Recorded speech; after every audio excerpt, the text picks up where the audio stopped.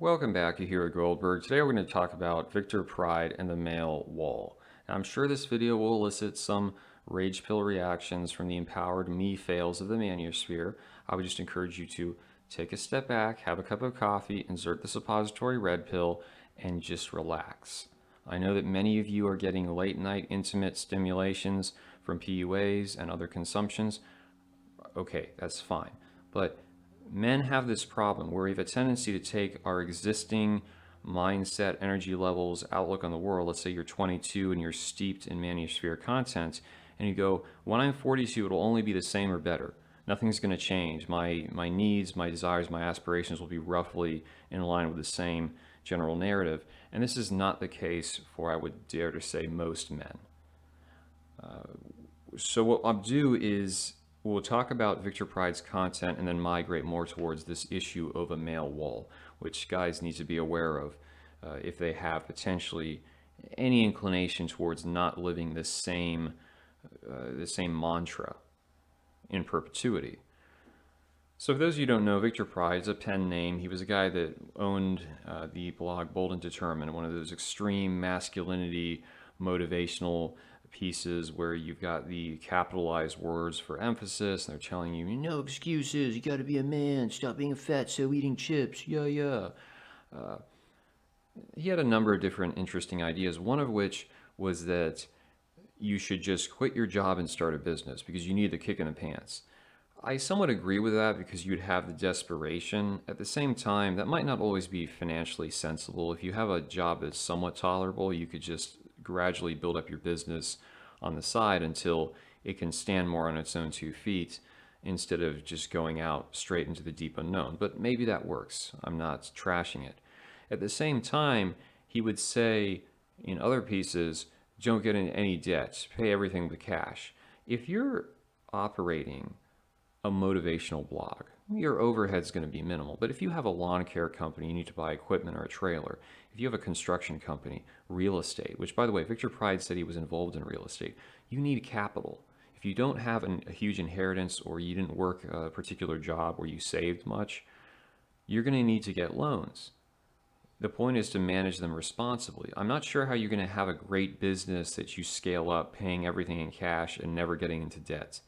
That doesn't strike me as very realistic for the bulk of the audience that might have read this blog. And even credit cards. Credit cards give you rewards. If it's just for your regular expenses like gas, you're getting free money. Just be responsible and you are benefiting. Why would you not benefit from something like that? Because, oh, it's debt. Yeah, it's debt, but if you're smart enough about it, you're benefiting from debt. It's actually giving you an advantage. So I don't like these extreme, oh, this principled position I'll never violate, when it's actually potentially against your interests to just be so stringent on the topic. Pride was, of course, the guy that popularized the steak and eggs everyday diet lathered with ghee butter. I actually recently got some ghee butter, haven't tried it yet. I'm curious if any of you have attempted this for a long period of time, particularly eating steak every day. Now, I get the feeling that Victor Pride, because apparently he was living in China teaching English, I think steak is probably much cheaper in China, meat in general, although who knows if it's real meat. Maybe it's people, maybe it's dogs. Never attempted it. This is where you get the debate between is a lot of cholesterol bad or should you do the whole, no, red meat is kills you. Now it's interesting because in Body of a Spartan, if I'm correct, he trashes red meat, but most of his other books he's telling you to eat steak and eggs. So I guess steak isn't red meat. I don't know. He is against supplements, but then he'll also promote his red supplements company at the end of the book, which is kind of amusing. As for eggs, I don't really like cooked eggs. I have a revulsion to them. So what I'll do is I take a raw egg and I'll put it in a protein shake. Do that pretty much once a day. I know people say, oh, salmonella. I've been doing that for a number of months and never gotten sick. The key, I think, is to get the organic brown eggs, not the processed white eggs. You see diversity and eggs of color. But that being said, in terms of the gym, he says successful people go minimum of 6 days a week, and he blocks out the amount of time, which, guess what? Goldberg, who knows guys that are actually jacked, suggested similar time. And Victor Pride himself, I don't know if he's still working out, but in that book he has pictures of himself doing workouts, and he is a really jacked dude. Nevertheless, when I bring this up, you have these skinny baby muscle manginas that show up from our fit. Oh no, that's not correct. Look, I'll go with people who have results, preferably results without doing a bunch of steroids, okay? We can agree to disagree. I just don't understand this fixation. I think it's because a lot of guys are coping about the fact that they're not getting much progress. But again, if you are doing this steak diet or like a bunch of meats, let me know what you think about it. The one risk, of course, you need to have fiber. When Victor Pride was guilty of this, don't eat vegetables, that's peasant food, eat like a king. But if the king ate too much meat and he couldn't release stuff from his dispatch valve, they gave him vegetables to eat. Okay, so make sure you have enough fiber. It's very unpleasant if you, even if it's not just meat, if you don't eat enough fiber, period, and you eat a bunch of bread or something like that, it's just very not nice. Okay, so take that advice and you'll be very happy and healthy. Another angle of Pride's work was to promote the Dark Triad male concept. This is where you live life on your own terms. You're very selfish. You don't supplicate. You just kind of act in a somewhat arrogant manner. And the idea is this will attract women. I don't really deny that. I have seen douchebag, arrogant guys that seem to have women orbit them. So you might get laid over it. I'm not sure if in the long run it's viable for stable relationships, because if you build it on the basis of selfishness and manipulation, that's probably not going to last.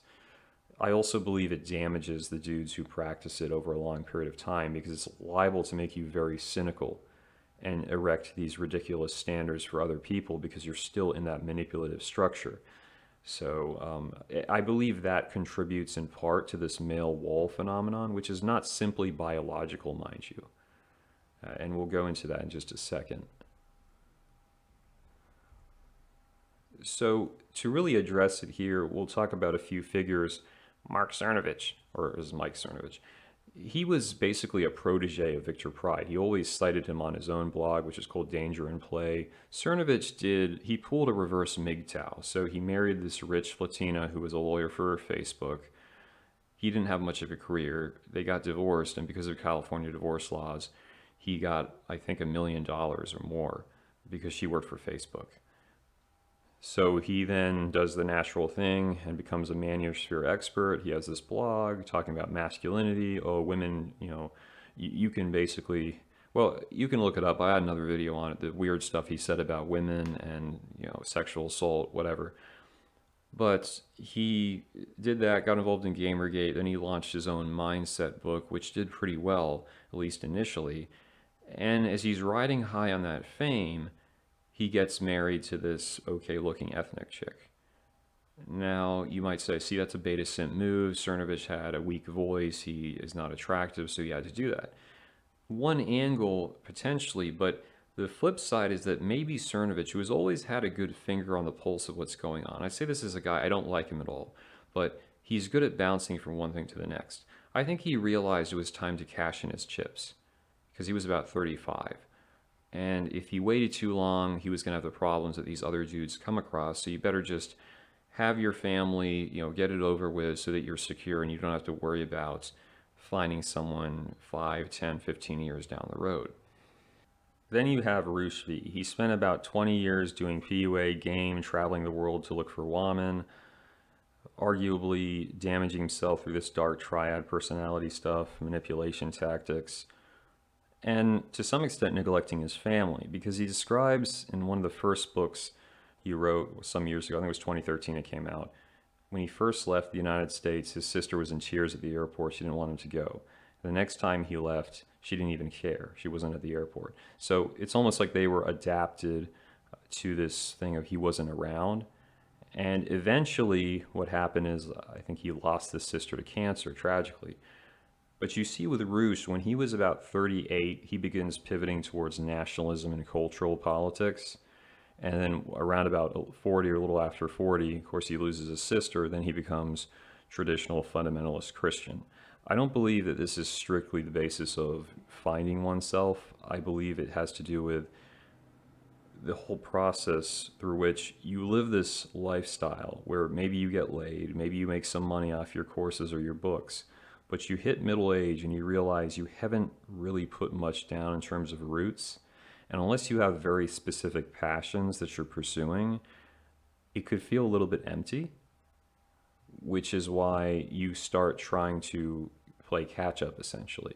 But it's harder to do that when you're 40 years old, especially if you've fried a lot of your relationships on this basis. And even Roosh, he had an article talking about his requirements for someone he would marry, and they were just ridiculous, extraordinarily self centered stuff like, oh, she has to sleep in a separate room because it'll disturb me. Like, oh, welcome to the trad marriage. Go to your own room. Uh, it's you see how these people they become increasingly narcissistic and self-obsessed when they try to break out of that. It can be very difficult. Victor Pride followed a similar trajectory. He claimed to have become a millionaire overbold and determined, and then he shut it down. You're like, why would you end this very good business? Just leave it up there for affiliates and ad hits. He then becomes a Christian monk doing podcasts and just goes even further than that and shuts everything down and gets off the internet completely. He had expressed to some people, from what I've gathered, that he had sort of destroyed certain romantic relationships he had with that narcissism and mindset of being kind of self-centered. Uh, like with Roos to some extent, I mean, you see the process there where they become, they want to adopt this increasingly more ascetic, uh, enclosed, very restrictive religious viewpoint almost as compensation for all those years that they did the opposite. But are they really going to be able to find that happiness, or are they going to have to continue? It's like maybe Roosh eventually will shut down his blog and whatever, just go be a monk.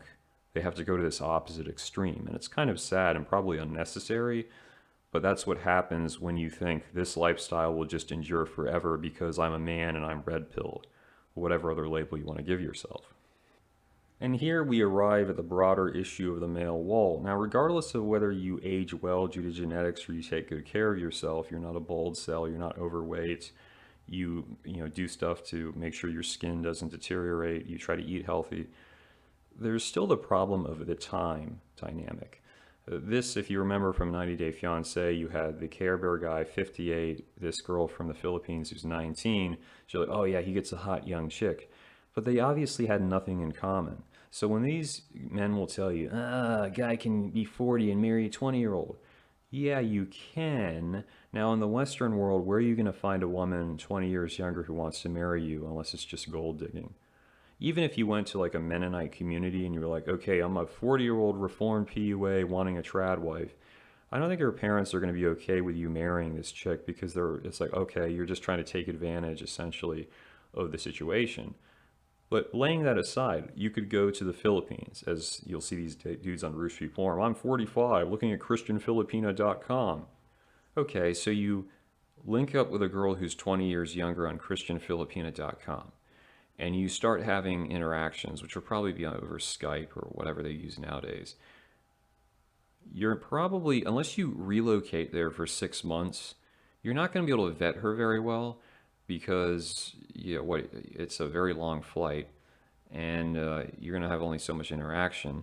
You're not going to know her friends well. You're not going to know her reputation. So you're going to probably end up shotgun marrying this chick due to the fact that you're older and you're kind of worried, oh, I need to have kids. Oh, I need to have a trad wife.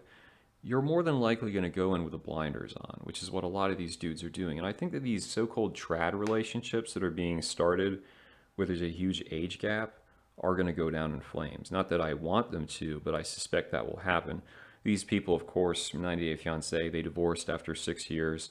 Uh, what do you think? You have nothing in common generationally with a girl who's 20 years younger. She's at a stage of her life where she wants to probably do more experiential things, travel, whatnot. And you're saying, no, let's go to the libertarian homestead and just have kids. So more than likely, she's going to stay with you until she has a green card and then find a dude who's younger that she's more compatible with to have fun. And you're going to be like, oh, trad wife, trad wife. These guys are the ones who made the mistake where they didn't start. I would say if you really want, and I'm not saying everyone should be having kids. It may not even be in the cards for myself. I realize that. But if you are wanting to have kids, like I've actually experienced the last couple of months almost an instinctual drive, like I should be having kids. It's weird, never come across it myself. But I would say if you're going to do that, start looking by the time you're 30 or 32.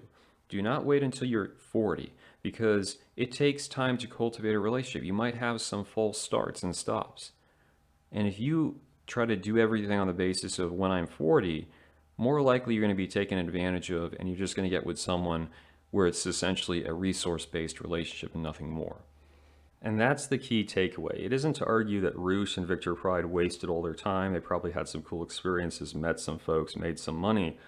But if you really have any inclination towards a family, you have to start earlier because they say stuff like, oh, the harem system, the harem system. The harem system, like say for the Sultan, he would still have kids at a young age with his wife or his wives. He would just have the other women for backup, just have fun. Because when you're running a kingdom, you have to make sure that your son is growing up, you're teaching him to some extent, and you can observe to see if this is the son you really want to make the heir. Because if you are like 70 and you have a kid and then you're dead by the time you're 80, it's 10 years old, someone's probably going to kill that kid and take over the kingdom. So there's a lot more strategy than just this, oh, I have a bunch of women, I don't care. I'm just trying to point that out. There's nothing wrong with trying to live, on your own terms and be independent. But if you have an inkling that maybe I want something else down the road, start with an idea, early enough. And I'll probably in future do a video about the MGTOWs that focus too much on the MGTOW mindset. It's sort of a different variation. Maybe they're less obsessed with getting women, but they focus on the financial side, and then sometimes they miss out on the rest of life. So just encourage you to recognize that. Again, not everyone is really set up for it. It might not be viable nowadays for everyone to have a family, but if it's important for you, you can't just deny reality forever. You're going to have to wake up and realize that you do hit a wall. If it's not one in terms of looks, it'll be in terms of time and your ability to cultivate a serious relationship down the road.